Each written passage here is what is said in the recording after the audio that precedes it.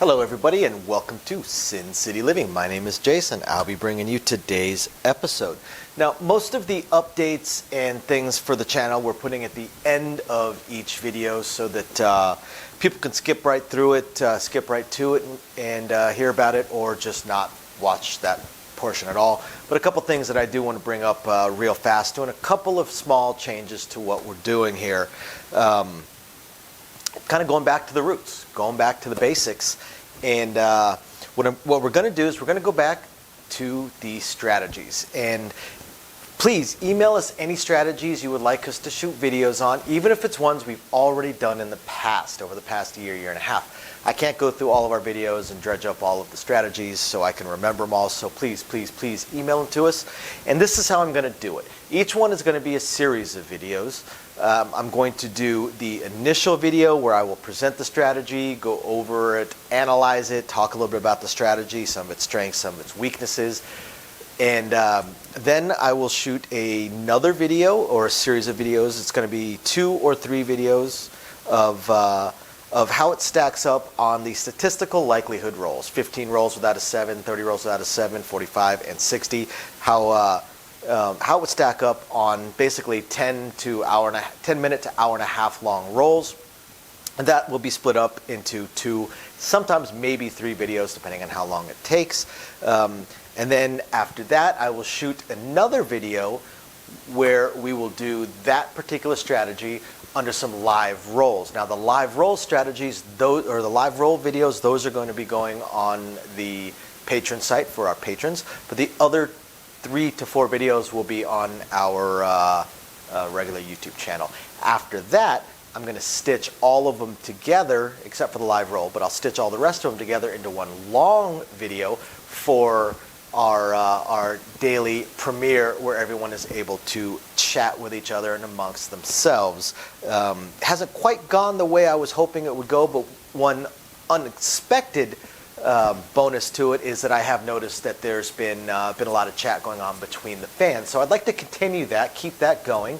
So we'll continue doing these premiere videos so that everybody can chat with each other. And I go through the chats and get ideas for videos and stuff like that, because while I'm doing these strategy series, I'm still going to have the other videos in between, plus crossfires and stuff like that when I can get Louie. Thank you, by the way, to West and I believe it was East Coast Crafts for the support on today's premiere. We really, really appreciate that. It's going to be very helpful for us to continue growing the channel. And thank you also to everybody for the coffees. Very appreciated. Very, very appreciated. I am living on coffee right now. With all of that being said, sorry for how long it took, we're going to go ahead and jump into today's video. Okay, folks, so now we're going to look at the press 1 unit. Again, probably the most highly underrated crap strategy. We're going to look at how it performs during the decent to good rolls. The rolls that are about 8 to 10 minutes long, all the way up to about a half hour to 40 minutes. So we're looking at rolls of 15 rolls without a 7 and then 30 rolls without a 7. We're going to be looking at statistical likelihoods of these numbers coming. Now, again, every strategy is hoping that one number breaks those statistics and rolls more often than it should. But this will give you a good idea of how this sort of strategy performs in the long run. So we can ignore the 2, 3, 11, and 12 because this strategy does not bet the field. You can add the field. You can add a horn bet or a horn high bet if you like. It's just a bonus. So we're going to go to the 4 and the 10. So the 4 and the 10, statistically, on 15 rolls without a 7, are going to roll 1.5 times each. So we're going to do 2 and 1. 2 times on the 4, 1 time on the 10. We will catch it up on the next roll, or on the next set of numbers. All right, so we're going to assume this is not a buy, so it's going to pay $27. They press it up 1 unit, and they collect the 22. So the second time it rolls, now that's going to pay $39. They can throw in the dollar to get 40, or I'm sorry, it'll pay $36 in this case since it's not a buy. Had that in my head for some reason. So this time they're going to go up to a green, and they're going to collect the rest. So that's the 2 times on the 4. So the 5, the first time it rolls, is going to pay 21. They're going to press it up to 20. The next time it rolls is going to pay 28. They can throw in the $2 to get paid 30. and press it up. And I'm sorry, the 5 and 9 are going to roll 2 times each statistically. So now we get to the 6 and the 8. So these are going to roll 2.5 times each. So we're going to go ahead and do 3 and 2. Okay, 3 times on the 6, 2 times on the 8. Again, we'll catch it up in the next set of rolls, 16 to 30. So the 6 is going to roll 3 times. So 18 pays 21, and they're going to press it up 1 unit. Keeping this separated so it's easier for me to color it up. Then the next time around, they go up to 30. And then the next time around, it's going to pay 35. They throw in the dollar, and they go up to 36. So that's their 3 hits. So the 8, like we said, is only going to roll twice. So the first time, they're going to press it up. And then the next time, second time, they are again going to press it up. And there we go. So the 9 is going to roll twice. 15 pays 21. They're going to go to 20.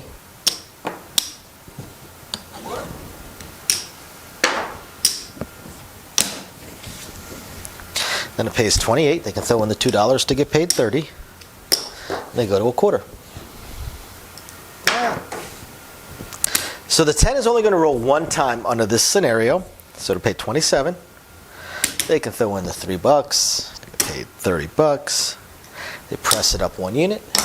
They collect the green. So 15 rolls without a 7. We're probably looking at about an 8 to 12 minute roll. Could be as much as 15 minutes.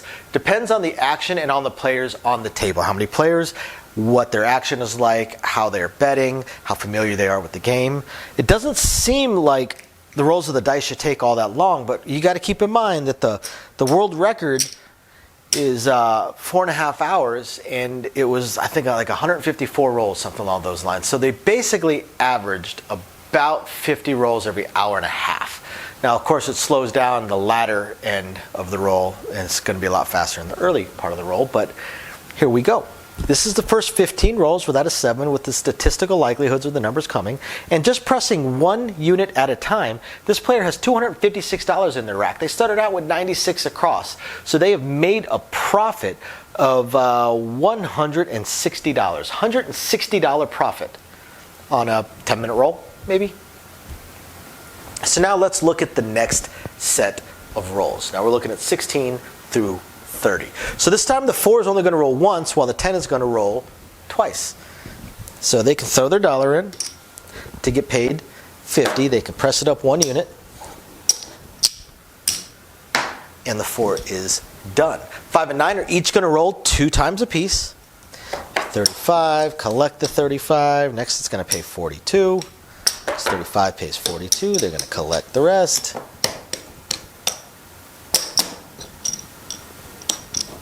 And they're now at 35. So next we've got the 6. And the 6 is going to roll 2 times, whereas the 8 is going to roll 3 times in this scenario. So 36 pays 42. And they're going to go to 42. So they actually just take the original bet and we stack up the payout. Now the next time it rolls, that's going to pay 49. Now it seems like they could throw in $1 to get paid 50, but it's actually easier if you cut it out properly, because then all I have to do is give them the bet plus $1, and they've got their $48 bet. All right, so the 8 is going to roll 3 times. Have them throw in $1. There we go. Next it pays 42. Then that's going to pay 49. They're going to 48. And there we go.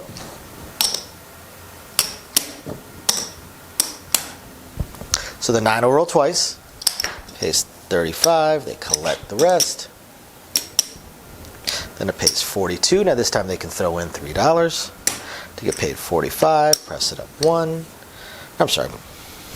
I cut out 35. Get paid 45. Press it up 1. And there we go. They are complete.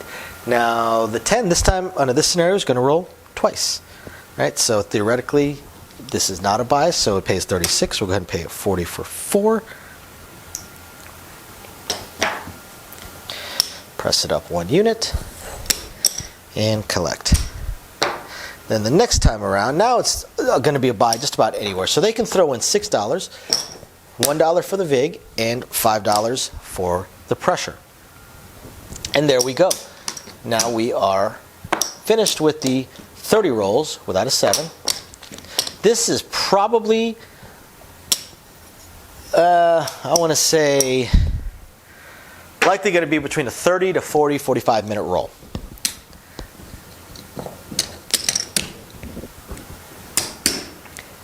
This player that is pressing 1 unit at a time has $701. $701 in front of him. And they have, wow, they have quite a bit on the table. So they have 96 right here, plus another 70, so that's 166, plus another 60. So they have $226 on the table. So $701 in front of them in their rack that they have banked, and $226 on the table. All right? By pressing it 1 unit at a time. Now, in comparison, when we did this with the Iron Cross starting on a $15 table, the Iron Cross player would have $344 in front of them with a $61 on the table. Or if they were expanding it and then pressing it, they would have $499 in their rack and $355 on the table. So pressing it 1 unit defeats both the Iron Cross and expanding the Iron Cross when it comes to money that you put in your rack and money on the table. The expand does have a little bit more money on the table, but when you combine with what they have in their rack, the press 1 unit still has more money available. They have made more money. Even the mid-press only has $704 in front of them in their rack at this point in a roll. Now they have $650 on the table, so they do have a lot more total, over $1,300, whereas this player only has $927. But you see how pressing at 1 unit, why it's so underrated. You are collecting almost the same amount of money as a mid-presser on rolls all the way up to a half an hour to 40 minutes. It's pretty crazy. So I hope you guys find this interesting, illuminating, enlightening, or at least just plain fun. We'll look at how it compares on absolutely incredible rolls in the next video. Thank you everybody for watching. We'll catch you next time. Bye now.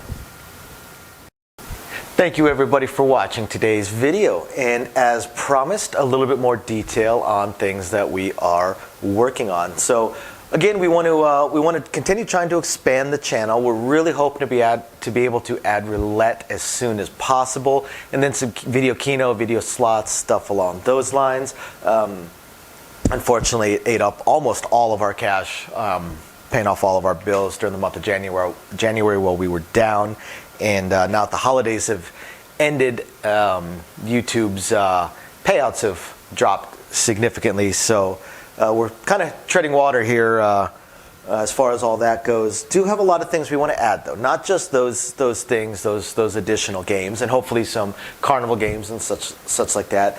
But the live streams. The biggest problem right now with the live streams is with 3 jobs combined between the 2 of us, 4 if I include the 20 to 30 hours a week I'm putting into the YouTube channel. It's very, very difficult for me to have a day and time that I can commit to doing the live stream every single week, because we also have our very young child to take care of. But I'm trying to figure that out. I'm thinking it's probably going to end up being on Monday nights or Tuesday afternoons, or possibly both. I intend to do at least 1 live stream exclusively for our patrons, and then another one on the YouTube channel. So possibly both days. We also have a few other things that we really want to attempt to move forward on. I'm just running into either time or skill set issues. I do want to eventually have a website going for us. I did used to program websites over a decade ago. A lot of things have changed, and I just don't have that time. And not a whole lot of knowledge on the current state of building websites, hosting what sites can host, and how to build up, the e-commerce stuff. So if anybody has any skill sets along those lines and would like to answer some questions or just help us out, shoot us an email, sincitylivingLV@gmail.com. Also, I really hope to be able to start adding some exclusive stuff from Sin City Living, logoed shirts, hats. I'm looking to get custom dice made, even custom layouts made, although those would be pretty expensive. But I know zero about e-commerce and drop shipping and anything along those lines. So if you have any skill or knowledge in that area, please email me. I would love to ask you some questions and see if you can answer a few to help me figure out how to get that going. Same thing with designing our logos. I had some logos designed, very, very small logos, unfortunately, not big enough to blow up to put on T-shirts and stuff like that. And again, I know I know nothing about logo design, graphic design, any kind of websites that could do it. I literally know nothing. So if you have any skill or knowledge in that area also, please email me, and you're willing to answer some questions, please email me and let me know. I'll admit I don't even know where to start as far as asking some questions, but I'm sure I'll ask a few and that'll trigger a few more, so on and so forth. So yeah, there's that, and of course we do hope to continue to improve our AV setup, but I am an AV moron, so also right there, if you have any skill sets or knowledge in that area, please email me and are willing to answer some questions. Please email me and let me know. We would love to help. Otherwise, again, thank you everybody for watching, and we're very excited to continue bringing you our videos. Bye now.